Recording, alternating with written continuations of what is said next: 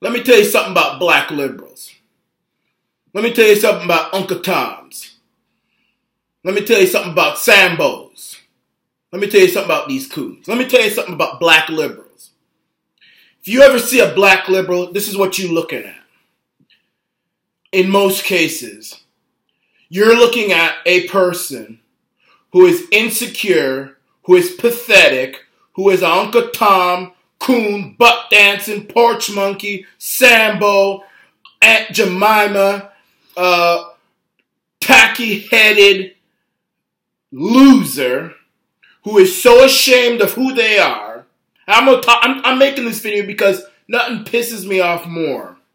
Sorry, Lord, I shouldn't say that word, but nothing ticks me off more than to see these coony, liberal, left-wing blacks who are so afraid to get off the Liberal Plantation, off of Mr. Charlie's plantation and Miss Susan's plantation.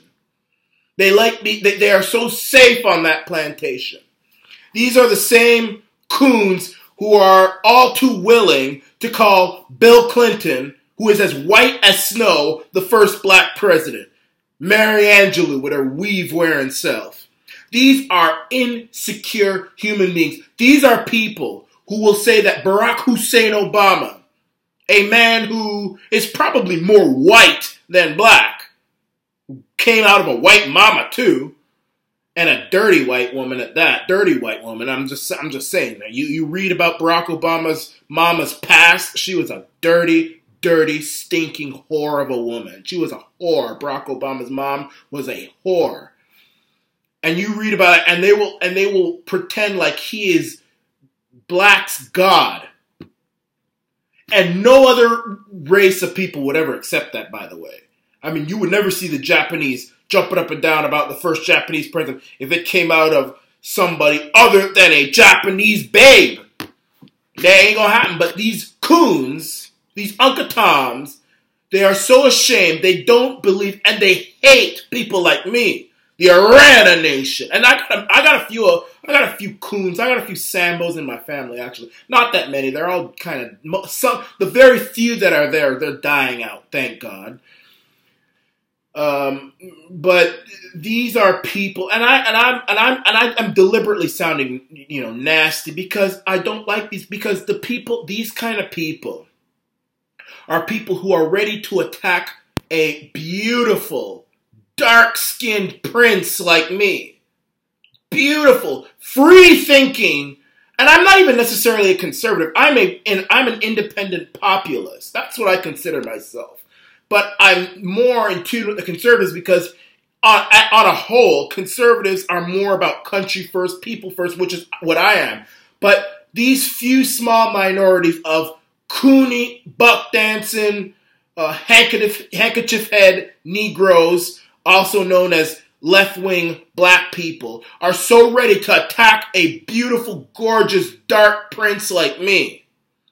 But they are ready to call someone like William Jefferson Clinton, who is a white man, the first black president. Maya Angelou did it. The whole NAACP agreed with her too. They said William Jefferson Clinton, in a ceremony many years ago, he was the first black president because these coons thought that there could never be a black president. They love liberals because they feel vulnerable. They like somebody. They don't want somebody who is ready to tell black people, stop trying to get on assistance. Stop this whole affirmative action. Stop trying to pretend like black people cannot make it in life, which they absolutely can. Before slavery, before colonialism, before all of this stuff, Africa used to be a beautiful society. You heard of this, the Salte Kingdom and the Mandingo Kingdom, and those were beautiful places. Wonderful places. Until those African chiefs, who are probably the ancestors of these coons sold out the black people to slavery. They can do it, but they are so ready to knock any politician, black or white, who will say that black people don't need affirmative action, they don't need welfare, they don't need white liberals like Hillary Clinton and Chuck Schumer and Bernie Sanders giving them things and putting them in the front of the line because they don't think they can do it themselves. They don't need people like that. They can do it themselves if they have the proper tools and the government is out of their way. They can do it. They don't like when people say that because they're slaves and they are insecure slaves at that. Insecure slaves at that. When you see somebody who is, and I'm not attacking people for their points of view, but when you see a hostile, angry person, and you don't see much of that in Canada, you see a lot of black liberals in the United States, not so much in Canada.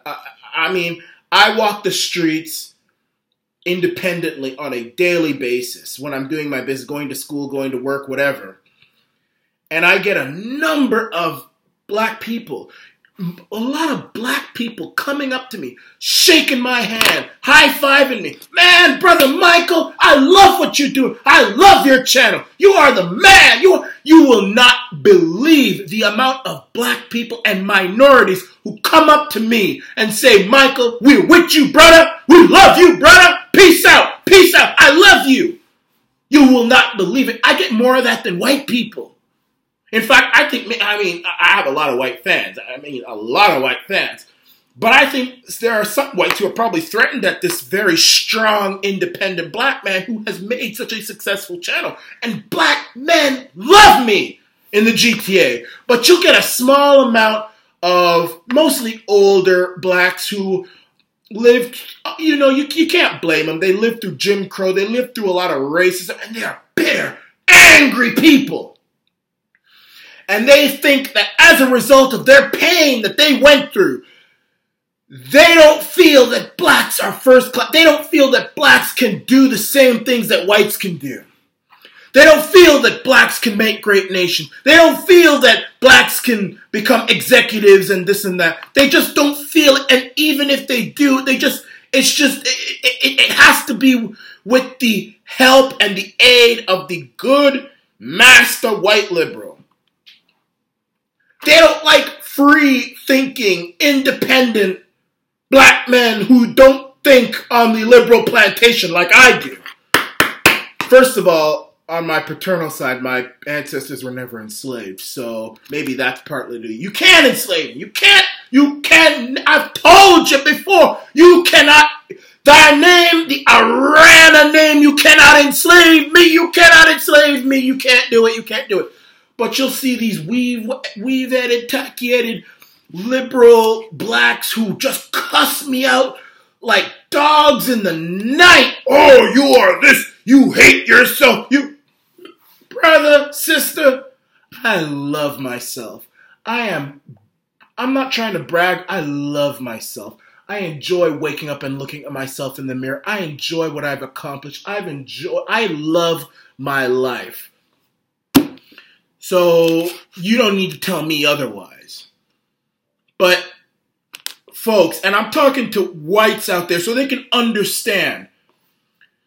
When you see a black person who is so gung-ho on left-wing ideology, you are seeing somebody. And I know this, I'm black. I've seen it. I see it in my family. I see it amongst a lot of people. You are looking at somebody who is deeply hurting, who is deeply ashamed of who they are. Deeply ashamed. They are pained at who they are. They hate themselves. They spit on themselves. And as a result, they latch on to white people who coddle them and who care for them. That's what they do. They need white, what's that word? When a baby, they need that white reassurance. They need Bernie Sanders' reassurance. They need Hillary's reassurance. They need the long-haired Mac Daddy Justin Trudeau's reassurance. I don't need any reassurance from nobody.